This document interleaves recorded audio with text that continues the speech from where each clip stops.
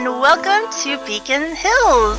This is a podcast about Teen Wolf. Today we are talking about episode 405 called I.E.D. And everything on here exploded, so it was an apt title.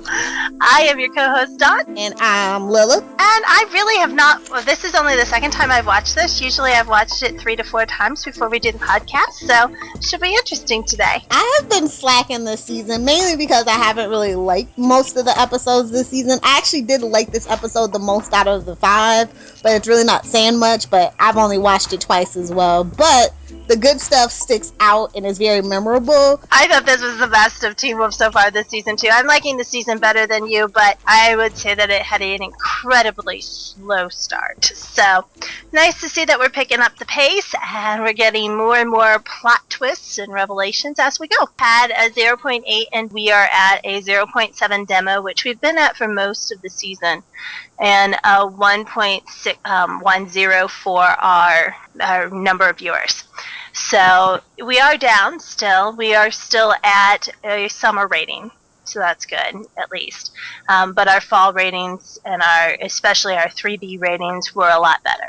I guess the best news as far as rating go is that we are consistent with the 12 to 34 rating, I believe, is what people are saying, although I have not seen any proof of that, and that might just be people talking internet style.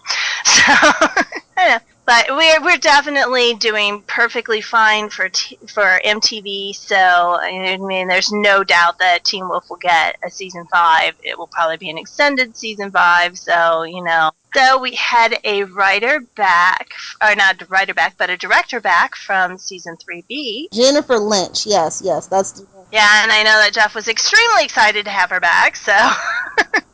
I don't know why. I thought that this was good. It was like typical Teen Wolf direction. Nothing really stood out for me. I don't mean that in a bad or a good way, just kind of a neutral observation. Yeah, I only recognize the directing if it's particularly bad or particularly good, so I would say that it was typical here too. So what happened in our episode? We opened with slow-mo of Violet chasing, I'm assuming that was Carrie from the list, for worth $500,000, right? Yeah, Carrie Hudson. It was Carrie Hudson. And, you know, Violet slices her hand off and then slices her head off. Hooray! Actually, that would be Garrett who stabs her. Yeah, stabbed her. Violet corralled her. There we go. Team Orphan Assassin. Yes. Kills Carrie, okay?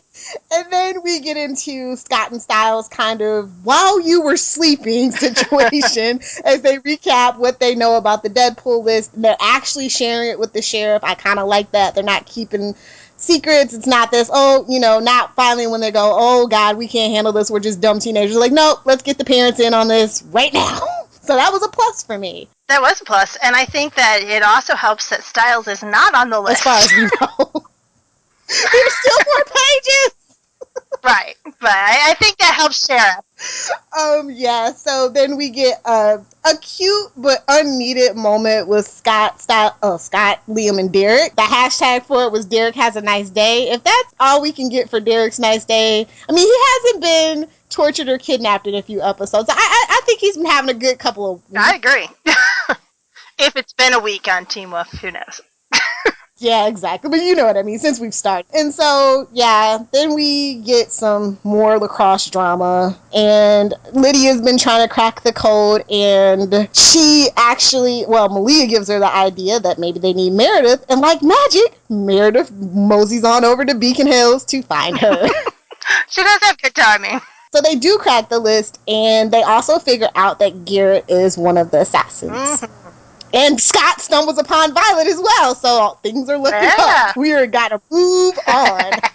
And, we had a little side plot with Chris Argent. He spent some time with Derek that I liked. And then Mama Fratello rears her ugly head. And I'm not really even talking about the actress's looks. No, not at all. It's just Mama Fratelli brings a gloom and doom over Teen Wolf every time. Yes. And she said something that I'll get into that was very suspicious. And Chris is, I don't know if he's toying with her or not. We'll find out. But that was not cool to end the episode like that. No, it really was not. I threw socks for like the first. I actually cared enough to throw socks at the TV this time. Well, there was lots to love about this one for me. Lots of quotes, lots of, even the hashtag "Nice Day for Derek" I thought was good. So, why don't you start on what you like? So I want to start off with, I guess this is throwing a little shade. Yay for bearable freaking Kira. She was bearable this episode, which is a vast improvement for me. She was less annoying than usual, yes. But that will lead me into my number 10. I really like Kira and Malia's silent conversation while Lydia is staring at the record and putting it over and over and over again. I thought that was a really cool little bonding moment. It shows that both Kira and Malia feel comfortable with each other. Yeah, I tweeted about their silent moment. I definitely enjoyed that. It was at the bottom of my list, quite honestly, because there was actually a lot of this was an episode of moments for me. It was quick, kind of blink if you missed it situation with Papa Stalinski and son, but he just like talking about Lydia and Sheriff goes Banshee styles, question mark styles goes Banshee exclamation point. And they just go on about their business. Like, Sheriff is really trying to wrap his head around this. He's trying to, still do his job the way that he knows how, but I just like that he's being absorbed into the world, but he's still basically the audience. You know what I mean? Our reactions, yeah, Banshee. Enough said.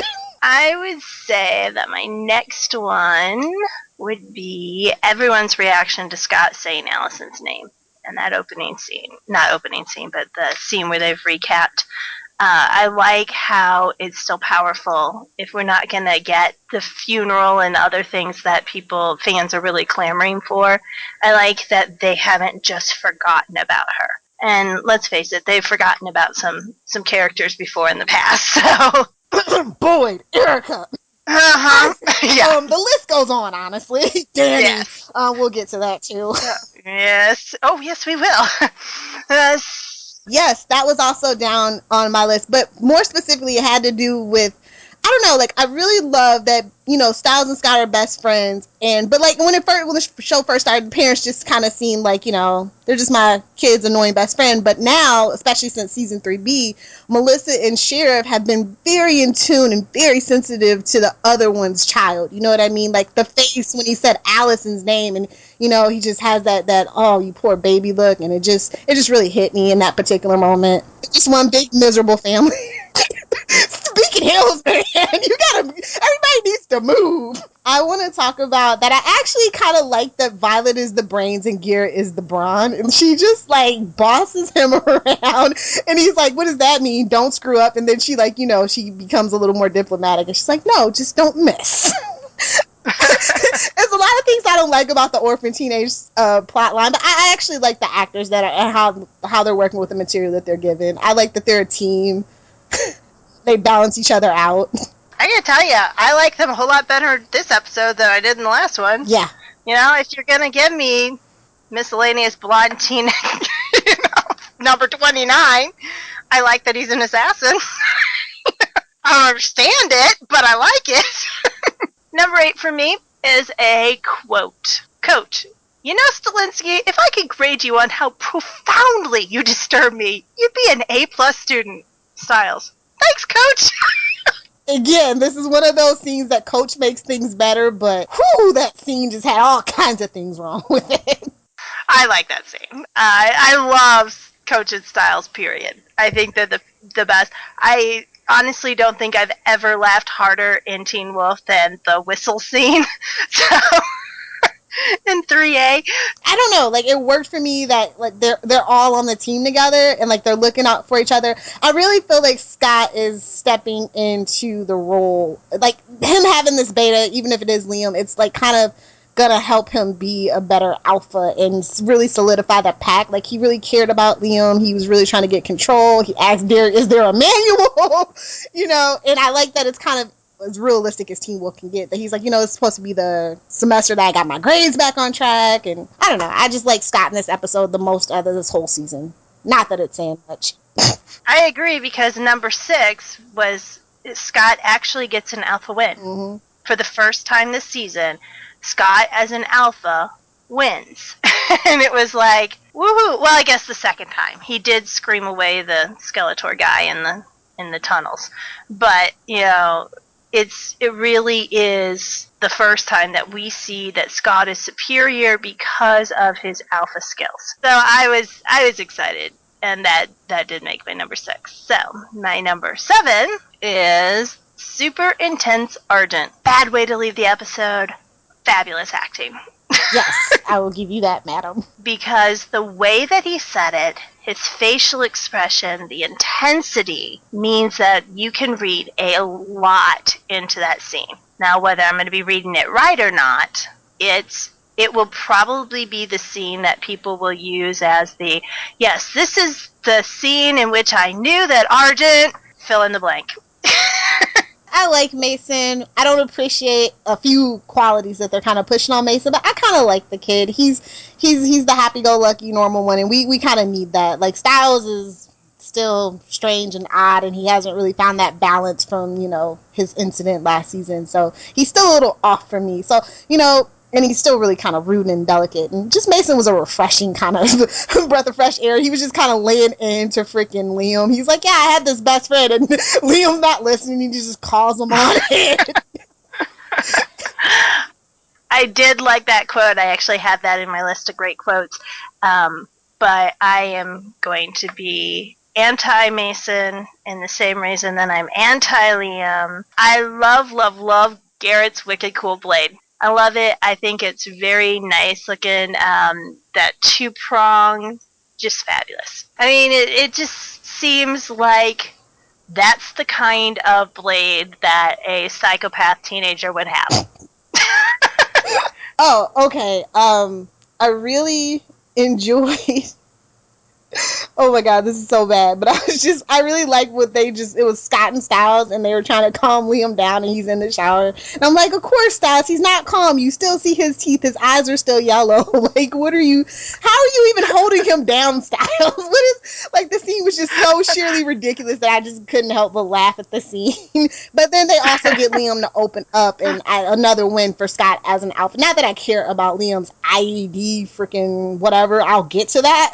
But I like that he actually is starting to open up to Scott and you know what I mean, and not be so dang obnoxious, cause Styles, you guys know that antibiotic steroids are illegal in the United States. Quite a lot of facial hair for a teenager. What are you on? Seriously? HGH? Gamma radiation? Love the Hulk reference. Green, which made that so much better. Yes. I was thinking the same doggone thing when the team came filing in, and I'm like, this prep school's got some ringers. Who are you? Yep.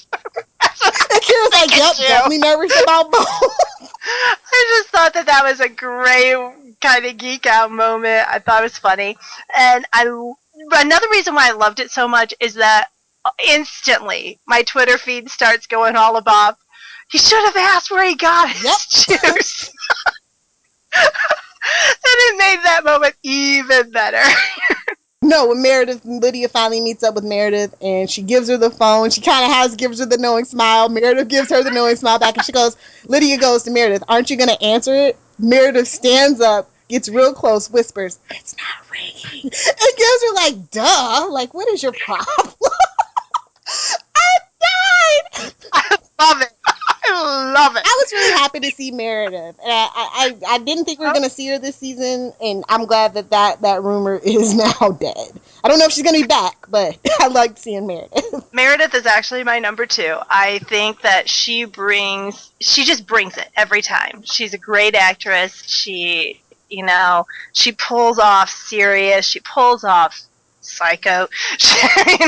She just does a phenomenal job every time. So yeah, she's on my number 2, and that line was fantastic. One of my favorites. Number 4 for me is going to be one that everybody else in the fandom hates, and I actually think is a good idea. And that is Derek losing his powers. I don't think they'll actually go through with it. And we all know that he's going to be a werewolf again by next season if he's not by the end of this season. Scott's going to bite him. Oh, please no. Oh, God, no. Do not make Derek Scott's beta.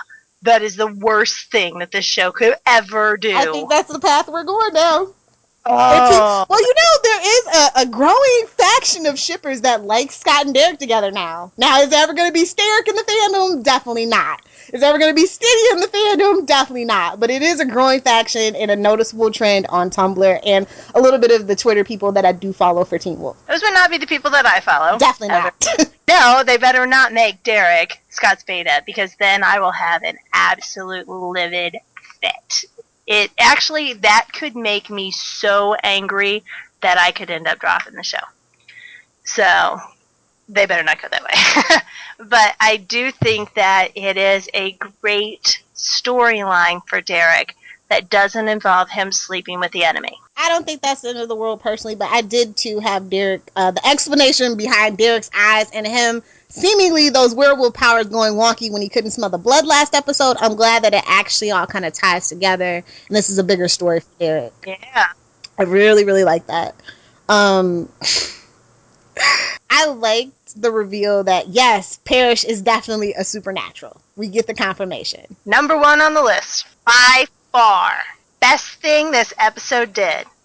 Because now we've got another mystery that does not take place with blonde kids.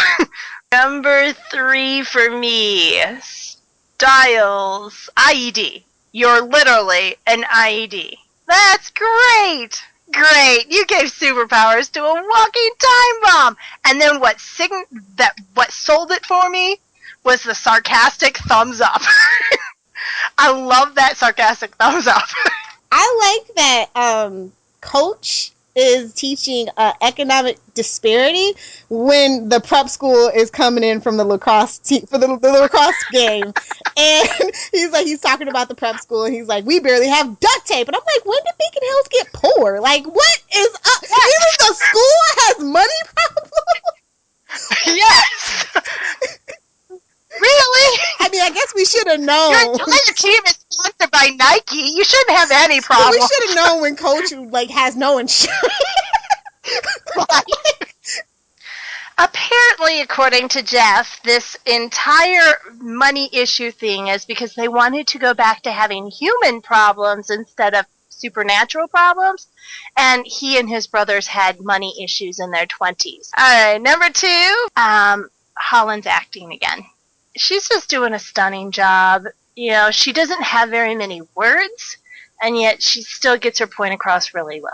I did like the flashback scene, I will say, where she's just kind of staring despondently, and she's just like, she's trying her hardest, and it kind of broke my heart for the character of Lydia. Like, she wants to help so bad, and her powers just are not cooperating with her. And she doesn't know what to do, and she's at her breaking point. Exactly. And Lydia's been at a breaking point before. I mean, she was wandering naked in the woods for days, so, you know. That's a little different. This one is she's more in control of this whole situation. Well, compared to that, anyway. Well, I think, actually, the whole idea that she is a genius and things come easily to her makes this even harder for her. Because she's used to being able to come up with the answers, and now it's completely out of her control. And people are still counting on her, but she can't deliver. And that's an unusual situation for her. I want to talk about Parrish, quote-unquote, confronts Sheriff Stalinski about bringing Lydia into it. I just love that whole scene. I'll start with the part where Lydia comes in, and he's like, I gotta get Meredith back to Eichen House. And she's like, give me an hour. He's like, I'll give you 15. And then Parrish runs in. He's like, just get in here. Just everybody close the door. I just love it. Plus, it had that great quote where Parrish goes, that's what they used to call psychics. Intuitionists, which, by the way, was our lesson of the day. And then Sheriff's come back. Yeah, and I used to call myself a rational human being. Oh, yes. Hard to do in Beacon Hills. I love that. You know, Sheriff just always, whenever he's on, the scene is just naturally better. Lyndon kills it every single time. And I like that it's getting more complex. He's not just the guy that's being lied to. He's not just the humor. It's just becoming an all-around, well-rounded role. And I love that. And he's getting more screen time, which I love too. All of the parents are getting meatier roles. And I like that. So, those were some of the good things we liked about the episode. Which means... so many more, though. Like, it was good moments, like I said. Yeah, I still have some that I have on the list, and several quotes on the list. You know, we had continuity with Parrish. Derek smiles, which was creepy. Oh, we'll get to that. Coach benches Kira for not passing and shows that he actually does have standards as a coach. Who knew? Well, it was a scrimmage. I totally agree. I agree. Yeah, me too. I like that he, he's an actual coach. He's a coach, which I didn't think he was. So. I thought he was just doing it for the extra cash. Yeah. So, I mean, there were a lot of really good things on there that haven't been mentioned yet. So, issues, you can start. Okay, and this is like, I guess I'm going to go from the micro to the macro. Then I got really excited when the name of this episode was revealed to be I.E.D. because I thought we were going to be talking about Parrish, because that's what he used to diffuse back in the Iraq War. And I was sorely disappointed that it had to do with Liam and his psychotic anger management issue. Bummed out, dude. But they did give us a glimpse of him diffusing the bomb that almost blew them up. So, a little brownie point for that. Number 7 for me then. Stupidity. All round stupidity. It always is. Ugly head.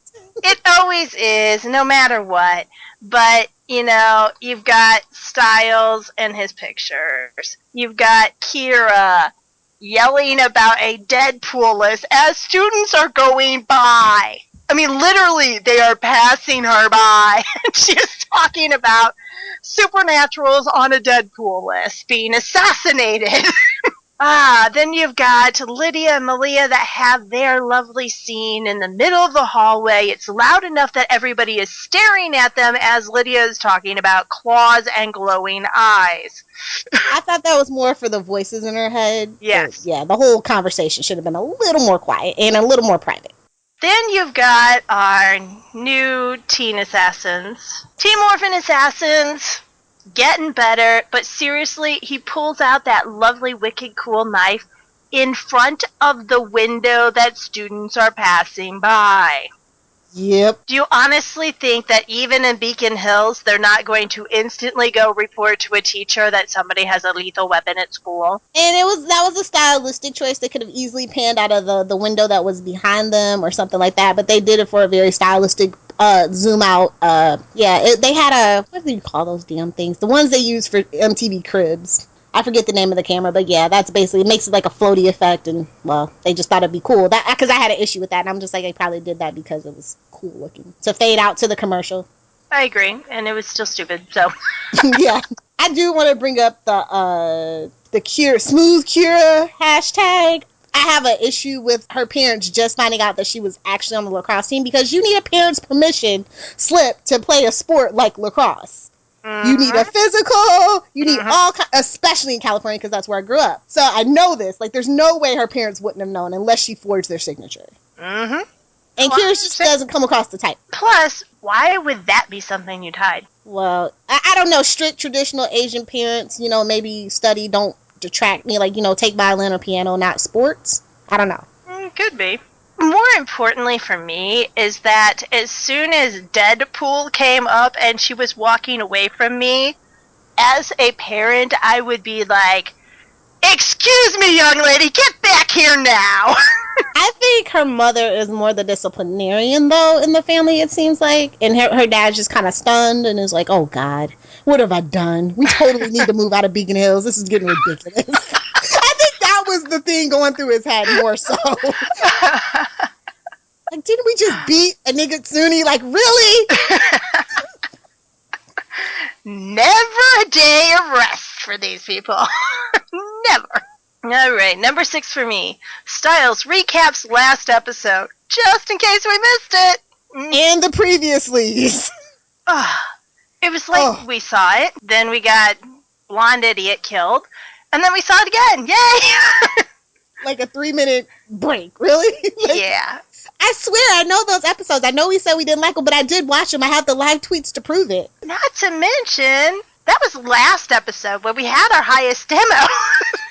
And our highest, viewers for the year. So, yeah, it was just like, oh, come on. Now, I appreciate that when they did the recapitation, they actually included new scenes. But still, I was there. I know. Move on. Like, they kept showing the list over and over. I'm just like, okay, killed. Yes, we know. Thank you. Yeah, I have a massive problem with the list too, but that's number 4. Oh, God. Okay, this is my next one. How do these kids keep escaping Eichenhaus? Like, those guards were sadistic and fastidious and meticulous. How are these kids escaping? They were outright douches. Yeah, I have no idea either. And they just walk out the front door. Like they own the place. Okay. Morale. I'm blaming it on morale. But that works for me, actually. I know it does. I blame everything on morale. Number 5. I have real problems with Derek losing his powers but still being able to take down Liam when just last episode Scott got his butt kicked all over the place by Liam. Not to mention, Derek is in the locker room threatening teen boys again. Again. No security. I tweeted about that. I said, good to see some things never change. Derek's still creeping around the high school. And you said Beacon Hills has no security. And now we know why. The school is going broke. Is that why they kept the murder bus? See, it's all coming full circle, Dawn. My next issue is the kid Brett was also a werewolf, yet Scott didn't smell him. He's not an alpha.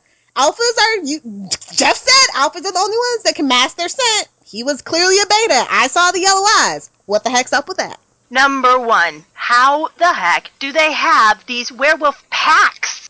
They said in the opening recapitation Scott Argent thing that he's part of a pack. The beheaded DeMarco delivery guy.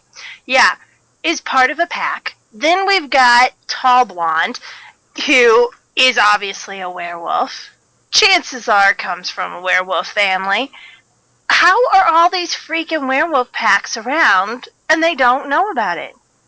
I literally do not understand that. They're supposed to be able to smell other werewolves. That's part of the whole pack thing. That when somebody comes into your pack territory, you fight.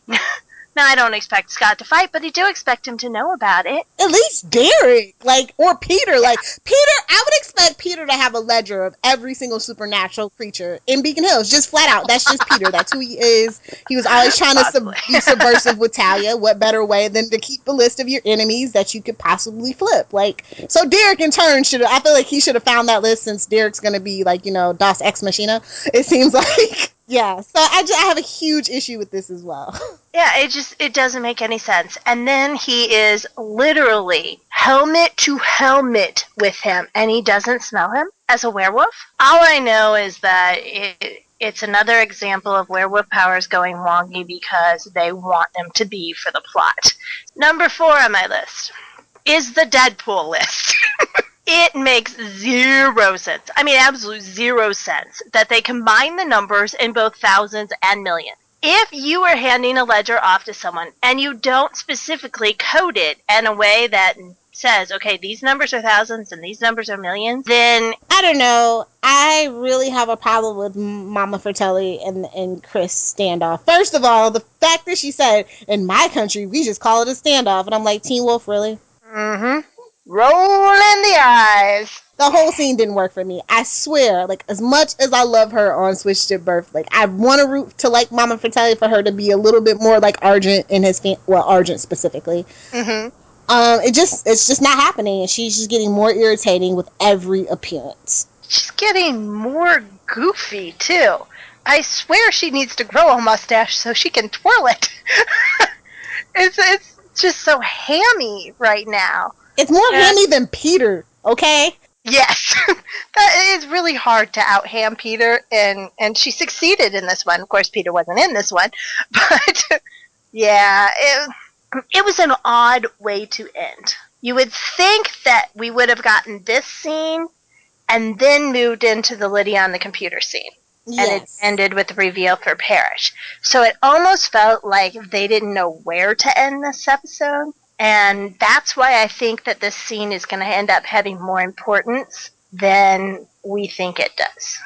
Well, obviously, they do the cliffhanger, but it's an odd cliffhanger to have. Yes, it has to do with Chris, but it also has Mama Fratelli. I don't think I've met a person that online at any rate that has actually liked Mama Fratelli or anything that she's added.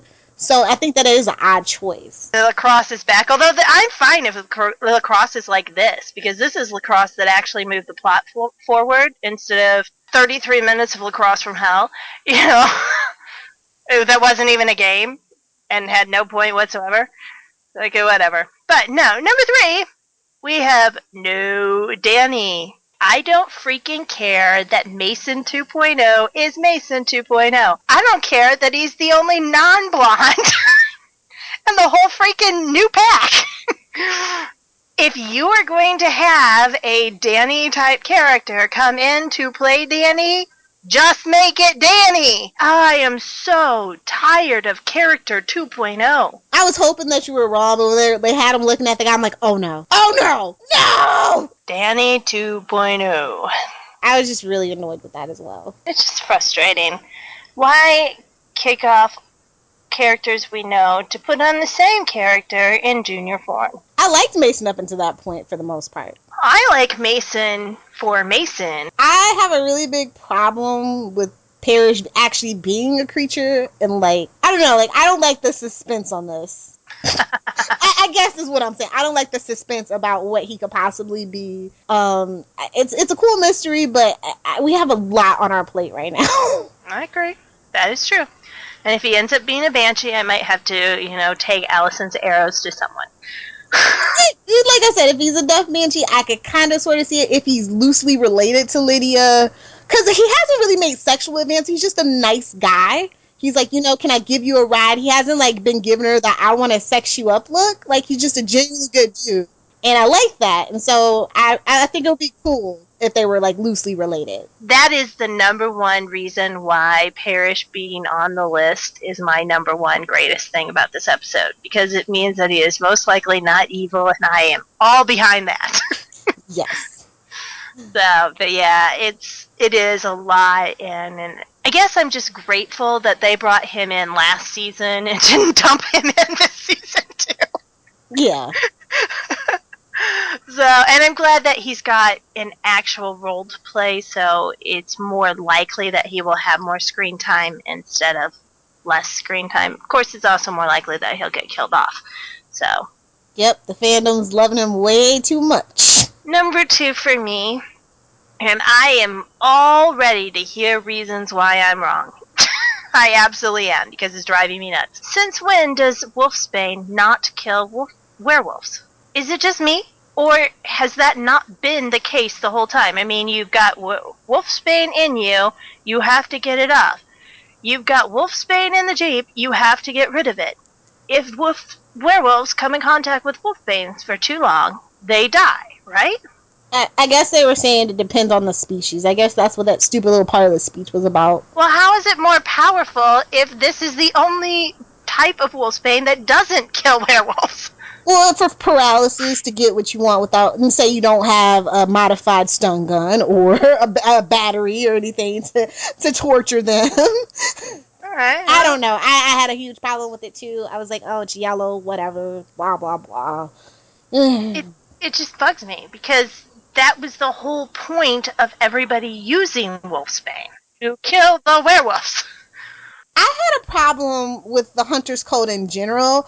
I don't know, for whatever reason, I thought each family had their own code words. Not that it was the whole hunters communities thing. That's supernatural, saving things, hunting things, saving people, the family business. No other hunting family is going to have that. I don't know. And when Allison changed it, I thought that was the big moment for the family, going in a new direction. It was. And I think the only reason we are seeing that again is because Chris Argent has changed the code pack.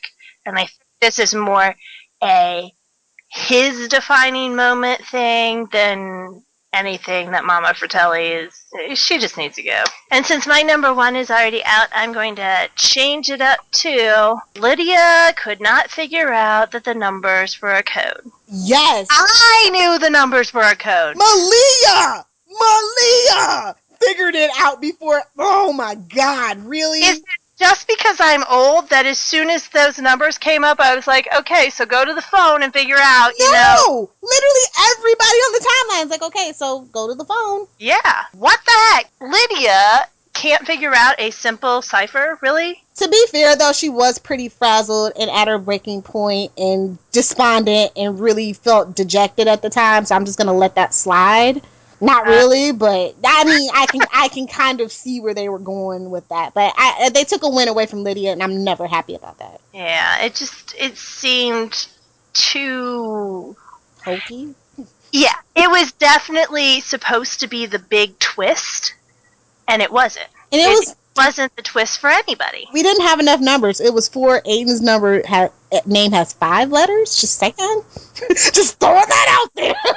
And I did it again. I'm like, don't you mean there should be 2 of those? 2 3s? And, so that was a little strange. But, yeah, at the same time, it was like, okay, this was not a big twist. So if you're thinking, we're going to get the fandom, you didn't. At all. And those were my least favorite things about the episode. Yeah, issues. I could go on for days, but I won't, because we get to talk about main characters and side characters and all that good stuff. And we have a lot of good, juicy stuff to talk about. That is true. So what did you think of Scott? It's the best he's been this season. I'm really looking forward to seeing him step into his role of alpha. I think him with Liam, now that Liam's opening up to him, Liam's going to be more bearable and tolerable. Mm-hmm. I use those 2 words loosely, but compared to when we first met him, definitely. Yes. He can't be worse than we first met him. So yeah, I'm really happy for Scott. I'm glad that we're kind of leaving that, make Scott the new Derek and have him beat up and lose all the time. I'm glad we're moving away from that. Seeing as how he's one of my 2 favorite characters, and really as a collective, it's always going to be Scott and Styles. So yeah, and we really don't need Derek 2.0 with Scott. So. And Scott's been there from the beginning, so he really should not become a 2.0, period. I agree. I think this is Scott's best episode. I think that he was for the more part smarter. He definitely had his alpha skills working. It was a big win, and he needed a big win. So, Styles. He was the best he's been this season for me personally. They found the balance for the material between kind of that old school goofy Styles, kind of sleuthing Styles, and still kind of like post 3B Styles, and I liked it. I think there wasn't enough Styles. I think this is the lightest we've been on Styles in, probably since the bowling episode. Dawn, you in that bowling episode. I hate that episode. You have an axe to. We're gonna have to do a special about that episode. I want to get to the bottom of that. I hate that episode. But yeah, I thought that this episode was very Styles light, especially since he's on the team. Yeah, he is on the team. He didn't really have a purpose for being on the team, and considering how the tryouts went, he really should not be on the team. But we'll go with that at some other point, especially playing offense. I thought he was supposed to be a defense player, along with Scott, and then suddenly they're both on offense. I don't get it, but I'm going to just go with that. I thought that he had a couple really good scenes. I liked when he is the voice of reason. It was amazing. I was like, whoa, he's talking some sense here, just like Lyndon Ashby said, by the way. Yeah. I like how Scott's like, I'm not afraid. And Kira's like, I'm not afraid because I want to be your girlfriend. I'm going to agree with everything you ever do. Mm-hmm. Got to stop that. Our Styles is like, well, I'm terrified, and I'm not even on the list. I like when he is the voice of reason. I wish that we had gotten a scene with Styles and Lydia, and Styles being able to kind of calm her down, talk her down, in a way that she's done for him before. And I think for me, that was a key scene that was missing that I would have loved to have. Alan and Dylan play very well off each other. But yeah, I think that this episode would have been better for me if they had had some interaction time, because really, but those two make the best pair when it comes to coming up with answers and helping each other get what they need to get done. I agree. I do always miss their interactions. It always feels like a missed opportunity. Which brings us to Derek.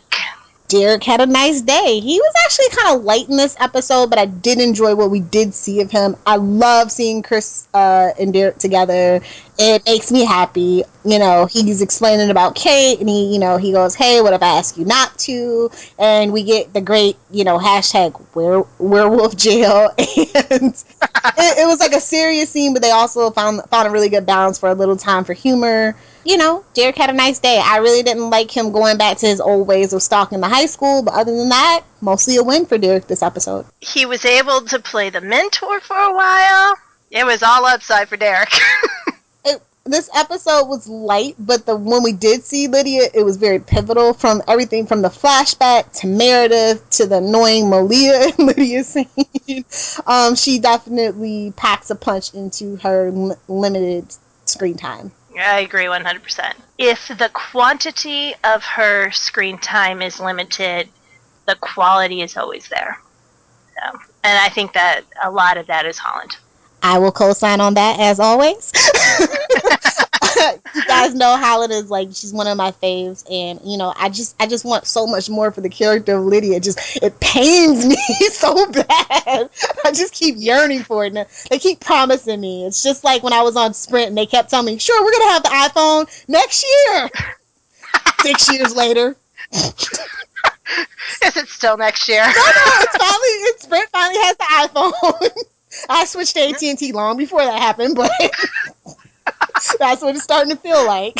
I think that we are getting a little bit piece by piece of her this time, which, is good, because they did say that this was going to be her season, and so we are getting more on her than we have in previous ones. But yeah, we can always use more Lydia time, and definitely more Lydia myth arc. Yes. I want to know Teen Wolf's interpretation of a Banshee so bad at her. Let's just say that when Lydia's not knowing what a Banshee is in the middle of her high school, everybody on Twitter was saying, yeah, we don't know either. But we'd like to. Jeff could have tweeted that. He could have tweeted it. Yes, he could have.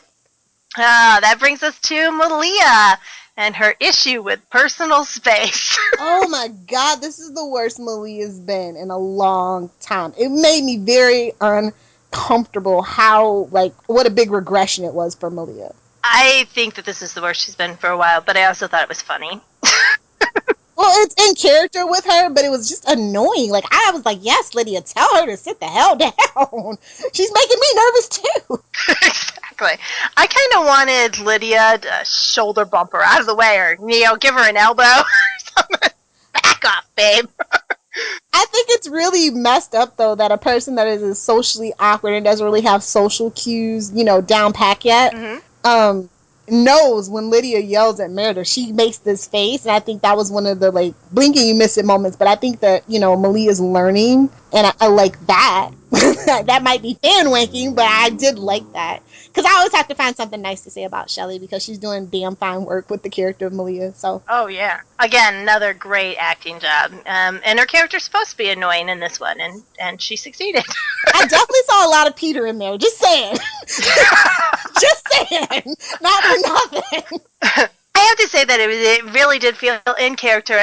They did do a lot of interesting pairing this time. We got zero Malia and Styles this time as well. Yeah, I'm fine with them. I actually missed Styles and Lydia together in this episode more than Styles and Malia.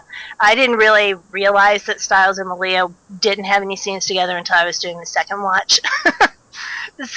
But it was just different how they paired things up. And in a lot of cases, different is good. And I advocate for Derek and Sheriff and Derek and Argent, and just some different kind of combinations in there. Which brings us to Kira. Like I said, she was the most bearable and tolerable this episode. I love that she got the winning goal, but I love even more that Coach just nailed her for it. Oh, me too. And mostly for Coach. Yes. They're getting there, but not fast enough.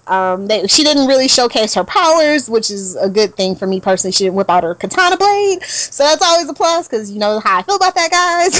I didn't like the thing with Scott. I'm just like, you can't be a sheep. You gotta be a fox. I'm excited that she was excited about getting the goal. I mean, I think that's a natural teen kind of win, but there wasn't much that she was in that couldn't have been without her. I would like to see more of Malia and Kira, because I think that Kira is at her best when she's with the females. Yes, I will co-sign on that. I actually while I didn't like the composition and the reminiscence of the Alice and Lydia lacrosse thing, I really did actually enjoy that scene between Kira and Malia when they were watching the tryouts. I like the facial expressions. Yes, she looks so I just when there's not a lot of talking. Silent storytelling is some of my favorite stuff, and I really do feel like this cast is getting better and better in that category. And silent conversations are always the it's the hallmark of good acting to me. I agree. All right, which secondary characters do you want to talk about? Parrish, and then of course Sheriff Stalinski. Good choice.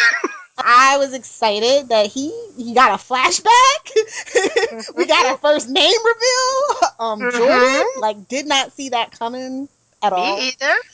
I don't know. I think it lends into my new theory about him. So okay, can't wait to hear it. I was really happy. Everything about Parrish in this episode was a win. Everything. Oh, I agree. I mean, from probably my favorite part, besides obviously the reveal that he's on the list, was him talking to Meredith. Yep. And how well he could explain and kind of talk at her level.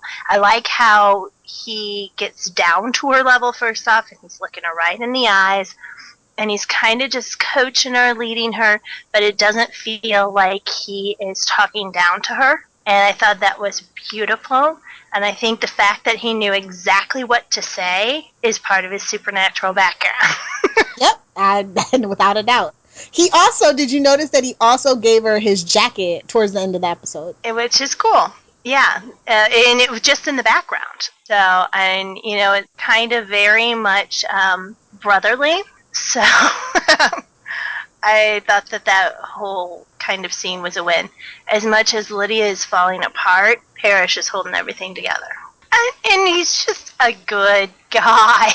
Which makes me nervous, but Scott is a good guy. So we do have a precedent for Scott's a little too good. We all know, not all men. Yes, we know Steve Rogers and Scott McCall shouldn't have been counted and all that stuff. But yeah, it is a precedent on the show for Scott to be a good guy. So I have high hopes for Parrish. He's going to be a white lighter. You don't even know what that means, Dawn. I know enough about Charm to know where that is, where that story goes. You don't want that, because they can actually turn into dark lighters. That's all bad, Dawn. I don't want white lighters anyway, because that's Charmed, but that's about as close to an idea of what I'm getting with Parrish right now as I can come up with. Let's talk about Papa Stalinski. He is frazzled, but in a marvelous, beautiful, messy way. Feels so bad for him. It's just when he thinks he's got a handle on this supernatural stuff, something else pops up. What are these episodes? I'm going to need him to say, I'm getting too old for this. Yes, exactly. I think it's all summed up when he said, look, how many werewolves, banshees, kitsunes, and whatever the hell else is out there are we talking about? It's kind of just give me the bottom line. Yes. The man is world weary. And if you think about it, it's only been 2 months since his son was the main bad guy. If anybody deserves a break at this point, I'm thinking that Papa Stalinski, even over Mama McCall. Definitely, because he's the one that sees the fallout first from all this supernatural carnage. Yeah. And it's his job to stop it. And he doesn't have the tools to do so. And apparently there's no money in the budget. Exactly. I was going to say, there's no money anywhere in Beacon Hills, apparently. I just feel so bad for you, Sheriff. You are just screwed. All right, villain of the week. Teen Orphan Assassin. Definitely the Teenage Orphan Assassins, and potentially Mama Fratelli just for sucking on screen. Oh, yeah. And, in the end, she could very well be the villain of the season. But why would she care about Aiden? Or is that the red herring? If it would have been Victoria, I totally could see her trying to make it seem like it's either Chris or Gerard or Kate, and it's really her. But the Aiden thing has thrown me for a loop. I gotta say, Aiden it ended up being not what I thought it would be. What did you think it was going to be? Well, it can't be that the benefactor hates supernaturals. It can't be, because Aiden was supernatural. So it's gotta be teens that die. If Boyd's next, it won't surprise me. Ah. I really do think that Boyd will be the third key. It's like Buffy, that episode where they discover that they're supernaturals and they want to clean up the town. Mm-hmm. Ah, yes. Maybe it's the principal. We haven't seen the new principal in a while. Well, the old new principal. Maybe it's the principal. Who knows? But yeah, it seems to be a theme of teen dying now. I'm guessing it's going to be Boyd next. And if it's not, then it should be a major clue. And I actually do not expect us to get the next keyword in the next episode. I expect it to take at least 2 or 3 more episodes. So, season progression. They did a lot in this little episode. So, I mean, we've got 2/3 of the list now, even though we didn't get the privilege of seeing everybody who was on the list. I wish they'd just put that on the MTV page. We got two parts of the list. I thought that was the whole page. Well, if it is, then that means that we only added... We had 1, 2, 3, 4, 5, 6, 7, 8, 9, 10, 11, 12 new names. I've got 11, so I'm missing somebody. And that just doesn't seem like enough. I don't know. It seems like there should be like 20 in each section, especially if you're going to add up the numbers. But they discovered that Garrett and Violet, I mean, that's a solid win. That is huge. And unless something happens at the end of this, one of them is taken care of. I mean, if Sheriff gets to her in time before she wakes up or somebody rescues her or whatever, then... they've got one in custody, and that's huge, huge, huge. They know about Garrett. Garrett can be arrested, and they find his stick. They've got enough proof to at least hold him, if this was CSI. They've got a lot of stuff going on there. We've got, For All We Hate Her, Mama Fratelli is back, and that's progressing this season, especially since a lot of people's question was, is she going to go after Scott for having a beta? We've got 2 names as part of the code, so if they have any brains whatsoever, they should just start putting in names of people who died and not have to go through and try and use Lydia's banshee powers. And we've got Parrish as supernatural, and so that's obviously playing in. There was a lot of stuff that moved forward in this. We've got backstory on Liam. It's a solid episode, and I think that's why I really liked it compared to the other ones. All right, theories. All right, spill them, sister. First off, we spent a lot of time talking about how young Parrish looked. What if he's younger than expected? What if he really isn't as old as he's saying, and that all of this background that he has is part of a cover for his supernaturalness? Got one of those kitsune kind of things going where 68 years ago he looks the same. Yeah, but I would expect that he will end up being a banshee, simply because of how well he was able to communicate with Meredith. I was thinking more along the lines of an empath. That could be cool too. He senses the vibes in the room. He's very sympathetic. He always has the right thing to say. He's always calm. I'm leaning towards empath. He's going to be the Deanna Troi. I like that. Yeah. Ooh. And it would make sense when he's with Teen Derek that he automatically knew that it wasn't somebody who was going to harm them. And so he could take that soft approach that made everybody love him even more. I like that a lot. What I don't want him to be is an emissary. Are they supernatural? I thought they were just humans. I don't know. If I'm the benefactor, and I'm tired of trying to get rid of everything supernatural in Beacon Hills, I'm going after the emissaries too. But they're the overlooked ones, Dawn. That is true. Yes, we knew. If they are not supernatural, they're definitely supernatural adjacent. And I don't know. I would love to see Morel's name on that list. We know.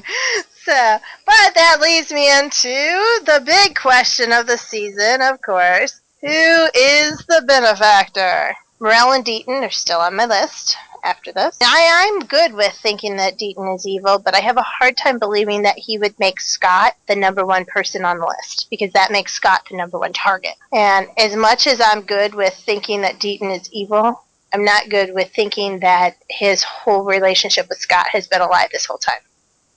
I am, because of the way he treated Derek, and he was supposed to be the held back emissary. Totally disregards Derek. So I agree. Maybe he's using Scott to a nefarious purpose, and it's coming to a close. Maybe he's drawing power from his alpha. It could be anything with Deaton. Honestly, I have a million theories about Deaton. It could be, yeah. I would rather it be Morel, because I think she's a more logical choice.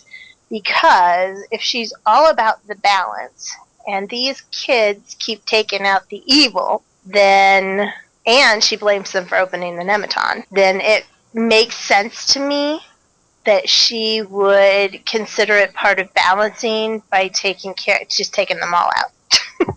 So, I think that it makes sense to be her. Plus, I think that she is one of the few people that could have the knowledge of these supernaturals, because that's the real key. Gerard is on my list, but the person who moved up more on my list than anybody this week was Argent. Yep. Yeah. And as much as I hate it to be him, the names make sense if it's him. Then there comes that other part that we didn't talk about yet. When he's in the family vault, he looks exactly at the place where the money was. It's Danny, and that's why we haven't seen him. You know what? I have thought that too. He's smart enough. He knows about the supernatural. It seemed like. Yeah, he's known for a long time. He is very good at computers, so he could definitely do that, communicating people through the dead list. I would love if it was Danny, and that's the reason why we haven't seen him, that he's playing a bigger plot, but then that would mean Mason is the new Danny for permanent. One person who it is definitely not is Kate. So can we please just take her off the playing field? My list is forming. There's a lot of people on it. Coach is down at the bottom. Those are my theories so far. You have anything else? Okay, yeah. So, episode awards? Grade. What'd you give it? I gave it a B+. Me too! Oh, no, not again. It was not generous. It's my actual grade. Me too! I was actually tentatively going to give it an A- because I was like, this is the best so far, and if this is the best that season 4 gets, I want it to have an A somewhere, but then I thought I'd be honest. So. Yes, we say it like we mean it for the most part. Like, we try not to be overly negative, but sometimes these grades have been very generous. Very generous. But yeah, no, this is a true straight up B+ for me, pushing towards an A- because it moved the plot along well. The annoying factors were much less than last time, even with the blonde teen crew. And just, it felt like Teen Wolf again. The pacing was good, and that's something that we've struggled with this season, which we hadn't struggled with before. So I think that this is the Teen Wolf that I love, and all of the plot twists, just massive amounts of plot twists. Well done plot twists. Mm-hmm. Not for the sake of a plot twist. Right. I totally agree about the pacing. I was really I literally, the first time this season I looked up and I'm like, 2 minutes to Wolf Watch? Really? Yeah. That's how I get, oh God, 2 minutes to Wolf Watch. I was just like, oh, that's refreshing. And, you know, a Coach was in it, and Scott was the best he's been, and I just found myself smiling after the episode was over and wishing that there was an encore. Yes. I actually want to go back to even the lacrosse was better. It was very action oriented, not just a bunch of kids standing around grimacing each other. Yeah. We had a little bit of that, but we got some really fun banter in it as well. So. Yeah, I thought that was good. And I thought it was a smart move to make it the team that Liam came from. What was your MVP? Parrish, hands down, without a doubt. He actually got Meredith to open up, which was the ending plot twist of the episode next to Argent. He was really good with Meredith. He was good with Lydia. He actually served a purpose. He wasn't just there for fan service like sometimes he is. Yep. All right. My MVP of the episode is plot twist. It really is. I really thought hard because I couldn't think of anyone who was my MVP, and I kept thinking, how in the world do I like this episode so much if I can't figure out who the freaking MVP is? And then I was like, because it had super awesome plot twists, gore, and more than one. I mean, we get Derek's losing his powers. We've got, capturing of Violet. We have, Parrish on the list. All of those things are what I liked best about the episode. I can see that, definitely. Who's your favorite character interaction? Parrish and Meredith, and then Parrish and Sheriff Stalinski. I am leaning towards Parrish and Meredith simply because I can't, again, come up with one. I look and think, I'm like, you know what? I really liked Scott and Derek in that scene, and I loved when Stiles and Kira and Scott are interacting in that scene, and I really like that silent conversation between Kira and Malia. It's like every character interaction on there was fantastic, including Mason and Liam, who I don't like. This time, I'm having problem with the best character interaction because there were too many choices. I agree with you that there were tons, but I went with it because that was the turning point of the episode for the list, and I'm here for the list. I'm all about that list. Yeah, me too. Yeah, Meredith is just a score all the time, even from her first fantasy phone call. I'm glad she came back, and I hope that we see more of her as we go. So, best reason to watch. Did you see this episode? This episode was awesome. Teen Wolf is back on track once more. Mm-hmm. Pacing. Absolutely 100% the pacing is the best reason to watch because it is Teen Wolf again. It was back to the mystery. It was away from the human problems, which has been a problem in this season. Felt like Teen Wolf. Alright, that leads us to meta or reaction. Let's do the meta alert. Like I said, I did do a little digging, and they didn't just make up a medicine for Liam. It's an actual thing. And apparently it can cause boys who take it to grow breasts. Oh, okay. That is the side effect. One of the biggest side effects. So yeah, I'm having a lot of problems with him not taking it because he can't play lacrosse with it. But oh my god, I know. Yeah. That's not a good thing to be putting out there. I'm just saying, like, if he does genuinely have this, psychiatric disorder, I don't think that's cool to be promoting that. Me either. Especially when he's got a doctor as a stepdad who ought to be able to see that it's not working. Unless he's like Melissa, and he's been working upstairs from Melissa around the clock like she has. That could be true. But yeah, I mean, obviously as a doctor, you would be monitoring his symptoms, you'd be monitoring everything, and you would definitely know how to find out if somebody was taking their medicine or not. And there's also, he could just tell his parents. I'm sure there's an alternative to it. I mean, it makes boys grow breasts, for goodness sakes. Like, if I was a parent and I saw that side effect and I was giving it to my son, I would say, is there any alternative to this drug? Right. Right. I mean, yeah, so that whole thing doesn't make sense to me, and I'm not sure I like the message that's going on. And it goes right back to my problems with how they presented the people in Eckenhouse as well.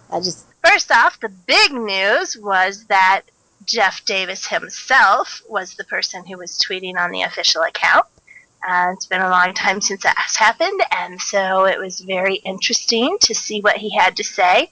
He did put in a lot of behind-the-scenes pictures, which are always fun, but he also told us a lot about what he was thinking when designing this season, which for me was very eye-opening because I had no clue what he was thinking when he designed this season. So, one of the things that he said that got the biggest reaction from me was, this episode also has one of my favorite Scott McCall moments of the season. We've been building him up for a long time as an alpha. You have? Really? Because this is the first time I see him being built up as an alpha. I don't know if I agree with that tweet at all, but I did really appreciate that he was good there. And then another one from him that answered some of our questions also. In the writer's room, we always laugh about putting Derek in the high school. But hey, we got to use the sets we've got. So apparently it's a budget thing for Teen Wolf also, why Derek is a high school stalker. So I like this.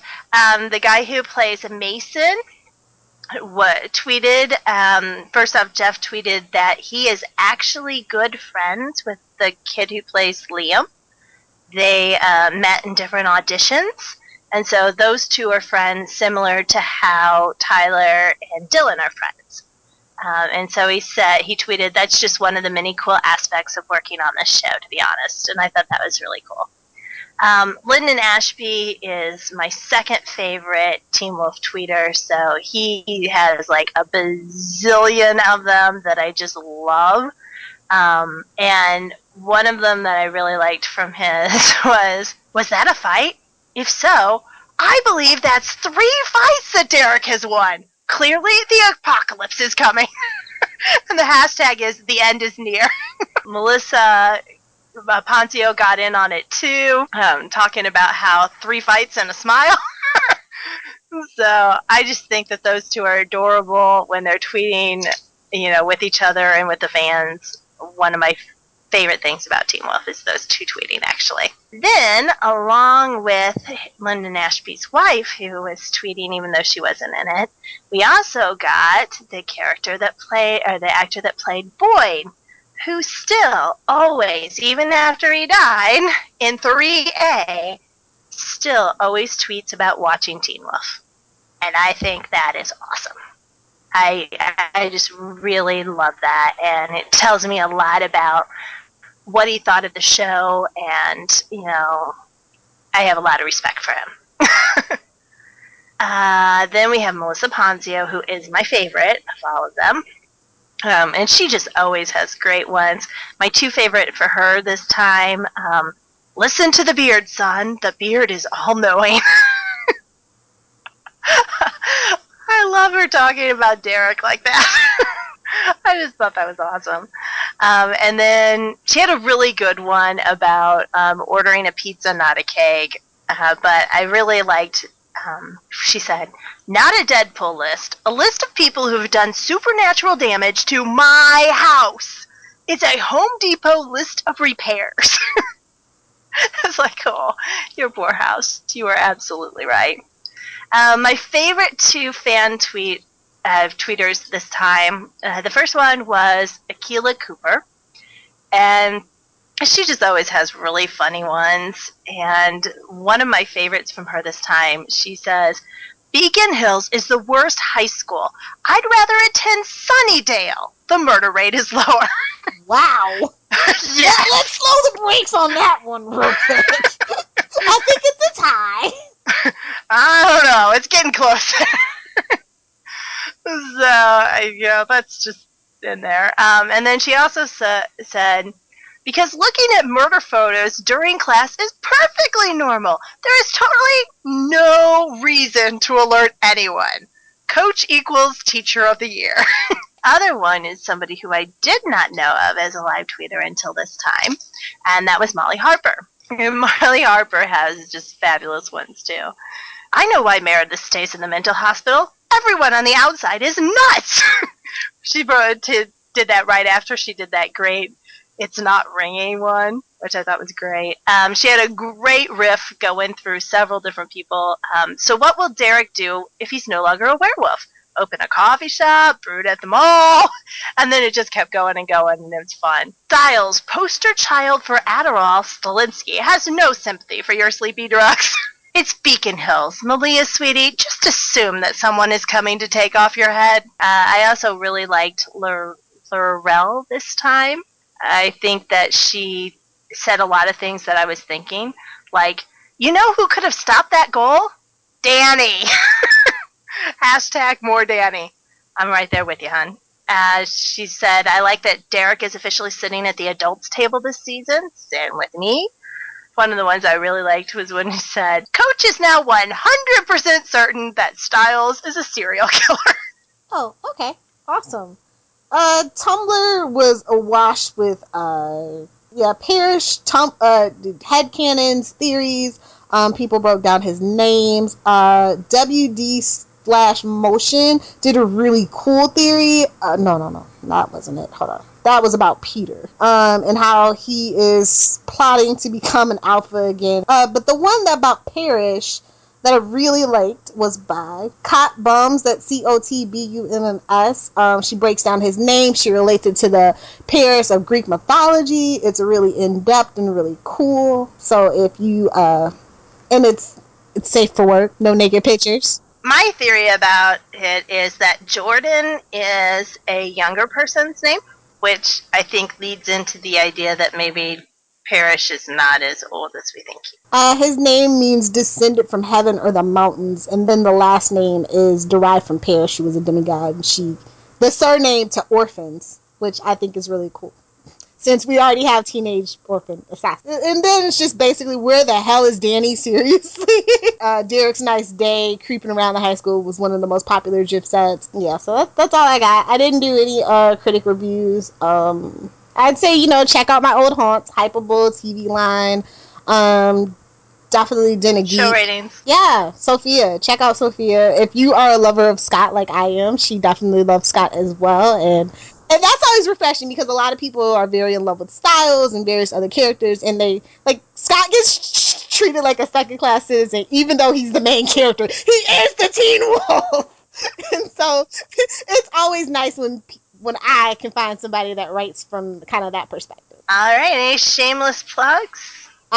Please be on the lookout for Channel 52. I think it's going to be dropping either this Friday or Saturday. You can go to southgatemediagroup.com/Channel 52 to see if it is indeed live on your various podcast providers like Stitcher and iTunes.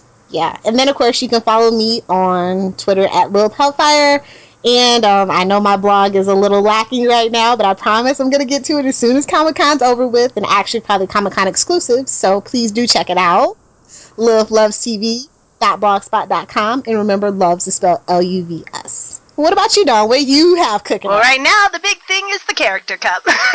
So, we are in the second round. There's a new set of polls each day. They're up for 24 hours. And so if you just go to spoilertv.com, usually over on the right-hand side in the Trending Now section, you'll find the Character Cup. So, which is always very cool. I appreciate everybody who has gone and participated, and especially those people who are leaving comments. We have a TV talk topic every day. So if you like to talk TV, come and join us. Other than that, best way to get a hold of me is on Twitter. I am at Dawn1, at DAHNE1. And you can also check me out on my blog. Again, mine is looking a little spare right now, too, except for the Character Cup. But I'm at Dawn1.blogspot.com. And if you want to email me, I am Dawn@spoilertv.com. Yeah, if you want to email us, though, you can go to teenwolf.smgpod@gmail.com. You can follow us on Tumblr at Beacon Hills Pod. And, of course, our Tumblr is welcome to beaconhillspodcast.tumblr.com. And, yes, our Facebook page is Welcome to Beacon Hills, a community page for fans of the show and our podcast. So please be sure to follow us on social media and reach out and let us know what you think. So that is it for episode 4.5, the I.E.D. episode. We're glad that you could join us. We hope that we hear from you soon.